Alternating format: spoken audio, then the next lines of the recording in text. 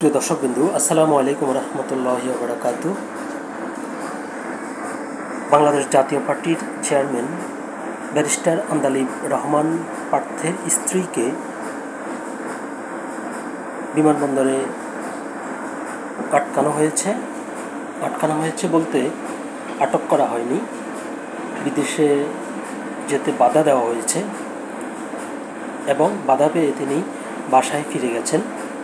আসলে কি হয়েছে এটি নিয়ে একটি খবর প্রকাশিত হয়েছে দৈনিক ইত্তেফাক পত্রিকায়। চলুন দেখি খবরটির বিস্তারিত কি লিখেছে। শেষ পর্যন্ত বিদেশ যেতে পারলেন না আন্দালিব পার্থের স্ত্রী। শেষ পর্যন্ত ব্যারিস্টার আন্দালিব রহমান পার্থের স্ত্রীকে বিদেশ যেতে দেওয়া হলো না। বিমানবন্দর কর্তৃপক্ষের পক্ষ থেকে বলা হয়েছে, এসবির স্পেশাল ব্রাঞ্চ অনুমতি ছাড়া কোনো অবস্থাতেই তাকে বিদেশ যেতে দেওয়া যাবে না। বাংলাদেশ জাতীয় পার্টির চেয়ারম্যান আন্দালিব রহমান পার্থের স্ত্রী শেখ সাইরা শারমিনকে বিদেশ যাত্রায় বাধা দেওয়া হয়েছে। বলা হয়, আপনার বিদেশ যেতে এসবির ক্লিয়ারেন্স লাগবে।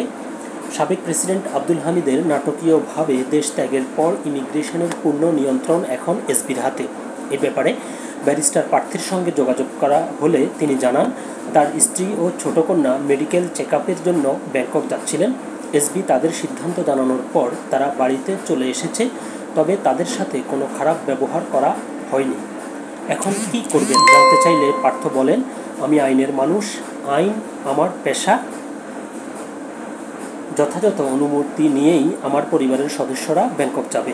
ধারণা করা হচ্ছে শেখ হেলালের কন্যা হওয়ার কারণেই শেখ সাইরার গতি রোধ করা হয়। শেখ হেলাল অনেক আগেই দেশ ছেড়েছেন। তো খবরটি ছিল এ পর্যন্তই। যেটি বোঝা গেছে সেটা হচ্ছে মূলত শেখ হেলালের কন্যা হচ্ছে পার্থর স্ত্রী, এজন্যই তাকে বাধা দেওয়া হয়েছে।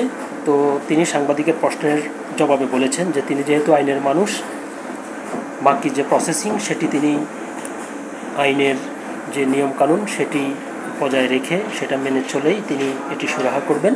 তো সকলে ভালো থাকবেন, সুস্থ থাকবেন। আল্লাহ হাফেজ।